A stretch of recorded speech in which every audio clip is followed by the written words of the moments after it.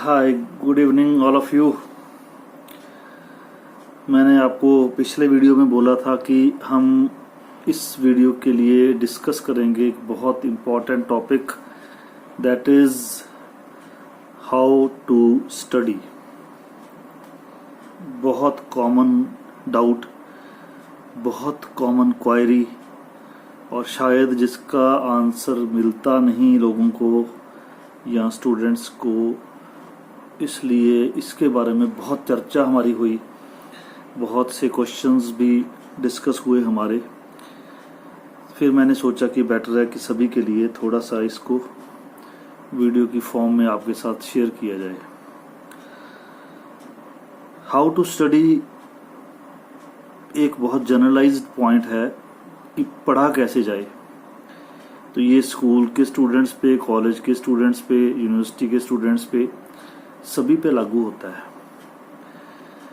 और किसी भी क्लास पे, किसी भी सब्जेक्ट पे इट इज़ एप्लीकेबल।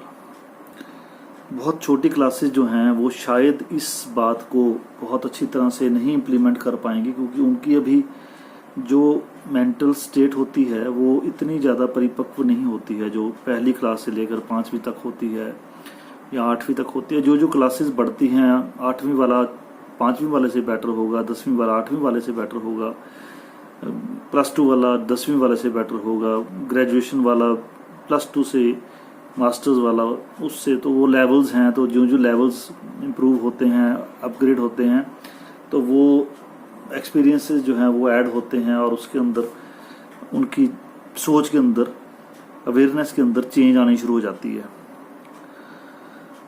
अब यहाँ पर हमारे लिए जो इम्पोर्टेंट पॉइंट है वो ये है कि जो स्टडीज़ आप करते हो, पहले वीडियोस में इसको मैंने कुछ पॉइंट्स को कवर किया है, टाइम मैनेजमेंट में भी कवर किया था, जो पिछला वीडियो था कंसंट्रेशन वाला उसमें भी कुछ पार्ट कवर किया था, क्योंकि ये सारी बातें एक दूसरे के साथ जुड़ती हैं, कोरिलेटेड हैं। ऐसा नहीं कह सकते कि इसका लिंक उसके साथ नहीं है। तो ये सारी चीज़ें कोऑर्डिनेट करके एक दूसरे के साथ टाई अप करके चलती हैं और फिर रिजल्ट्स इसके तभी मिलते हैं हमको। देखो, स्टडीज़ हम करते हैं उसके लिए हमारी अंडरस्टैंडिंग पावर चाहिए, फिर कंसंट्रेशन चाहिए, फिर मेमोरी पावर चाहिए, फिर रिटेंटिविटी चाहिए, फिर उसको एक्सप्लेन करने की आर्ट होनी चाहिए हमारे अंदर। तब कहीं जाके उस चीज़ के फ्रूटफुल रिजल्ट्स निकलते हैं। इसमें से, इस चेन में से एक भी चीज़ आपकी डाउन हो गई तो आपका उस चीज़ का रिजल्ट नहीं मिलेगा। जैसे सर्किट टूट जाता है तो उसी तरह से सर्किट टूटने वाली सिचुएशन बन जाती है ये। तो मैं बहुत सिंपल सी टेक्निक्स जो हैं आपके साथ शेयर करूंगा ताकि वो सभी के काम आ सकें, और बेनिफिशियल तो हैं वो, डेफिनेटली हमने प्रूव किया है उसको। जब आप स्टडी करने लगते हैं तो एक आपको, हमने जो पॉइंट पहले शेयर किया था कि विल पावर आपकी होनी बहुत ज़रूरी है, डिटर्मिनेशन होनी ज़रूरी है, गोल सेटिंग होनी ज़रूरी है।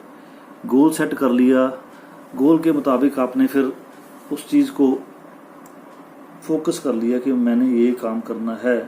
एक आपका ओवरऑल लाइफ का गोल है कि मैंने इंजीनियर बनना है, या मैंने डॉक्टर बनना है, या मैंने टीचर बनना है, या कुछ और बनना है। वो एक जनरलाइज्ड गोल है जो ओवरऑल, आप मान लीजिए 10th क्लास में पढ़ते हैं तो वो गोल आपका 7-8 ईयर्स के बाद मैच्योर होगा जाके, ठीक है ना। तो अब यहाँ पे जो आपने काम करना है उसके साथ रिलेशन क्या है इस चीज़ का, सेम जो बात हम कर रहे हैं कि उस गोल को आपने छोटे पार्ट्स में डिवाइड करना है। मान लीजिए आप 10th क्लास में पढ़ रहे हैं तो आपका टारगेट ये होना चाहिए कि 10th क्लास की जो स्टडीज़ है उसको बहुत अच्छे से करना है, उसको बहुत अच्छे से समझना है, और फिर मैंने 10th क्लास में बहुत अच्छे नंबर भी लेने हैं। तो ये एक हमारे पास टारगेट इस चीज़ का होना ज़रूरी है। ये टारगेट होने के बाद फिर आप जैसे आज पढ़ने के लिए बैठे, तो मैंने वो पहले भी ब्रीफ किया था कि टाइम टेबल होना ज़रूरी है, क्योंकि टाइम टेबल होगा तो उन चीज़ों को एक बहुत डिफाइंड, डिसिप्लिन्ड एज मिलता है। इस चीज़ को हमने ऐसे करना है, इस चीज़ को हमने ऐसे करना है, ठीक है ना। अगर वो नहीं होगा तो फिर आपकी आउटपुट नहीं आ पाएगी। बहुत कम लोग होते हैं जिनकी आउटपुट बिना टाइम टेबल के आ जाती है। मतलब वो जितने मूडी होते हैं कि किसी भी मूड में बैठ के काम कर देंगे, तो वो बहुत रेयर लोग होंगे उस तरह के जिनका, यानी कि उनकी उस समय की कॉन्सेंट्रेशन फिर बहुत स्ट्रांग होती है। इसी वजह से वो रिजल्ट निकाल लेते हैं थोड़े से समय में। तो इस बात का आप जरूर ध्यान रखिए कि ये इम्पॉर्टेंट बात है जो आपको काफ़ी ज़्यादा रिजल्ट्स अच्छे दे सकती है। अब जब आप पढ़ने बैठते हैं, इन सारी बातों के अलावा अब हम फोकस कर रहे हैं कि हम 1 घंटे के लिए पढ़ने बैठे हैं।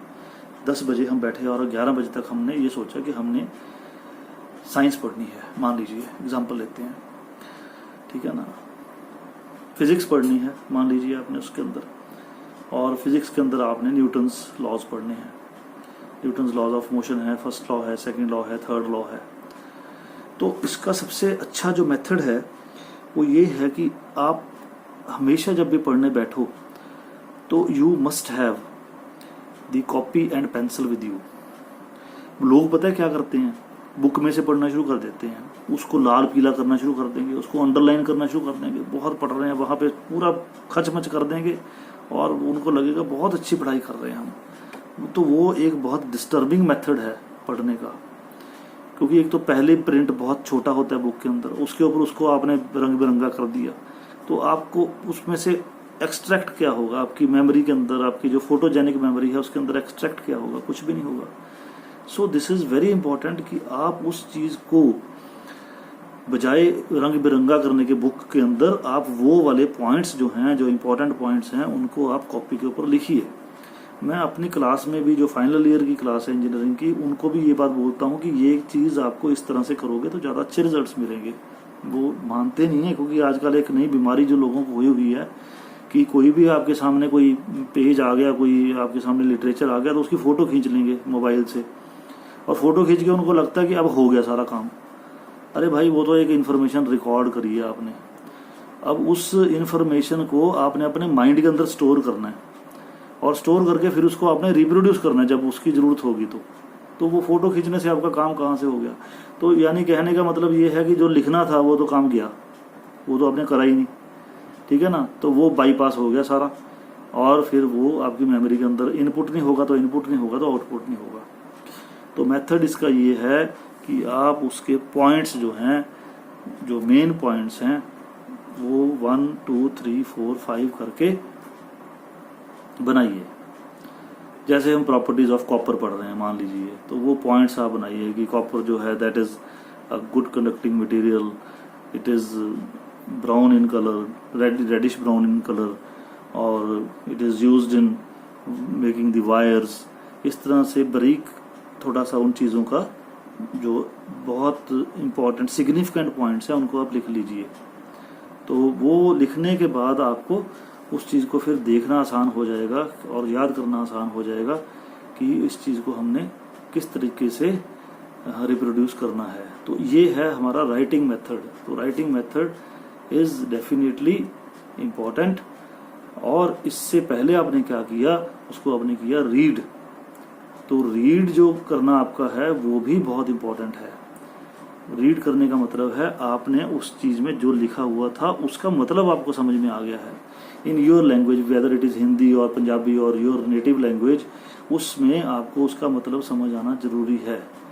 तो वो हो गया हमारे पास रीडिंग का पार्ट, ठीक है। रीडिंग के पार्ट के बाद फिर हमारे पास सेकंड पार्ट जो है वो है राइटिंग, जो मैं आपको बोल रहा था, नोट डाउन करने का पार्ट है जो उसके ऊपर, ठीक है ना।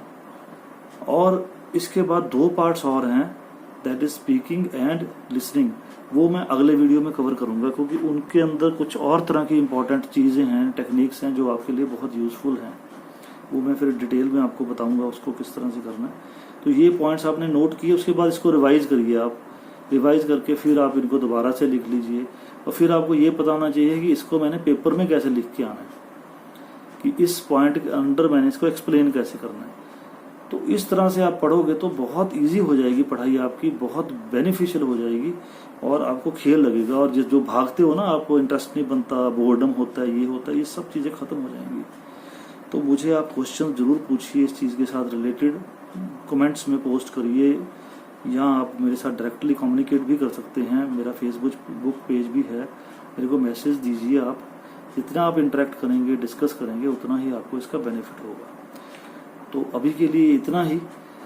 आपके क्वेश्चंस पे डिपेंड करता है। एक नया वीडियो लेके मैं लिसनिंग के ऊपर और स्पीकिंग के ऊपर आऊँगा कि वो आपकी पढ़ाई में कैसे कारगर सिद्ध हो सकते हैं। So take good care of yourself and subscribe this channel and like this video, post on the comments, So we will discuss, and I hope that this will help you a lot. Thank you so much.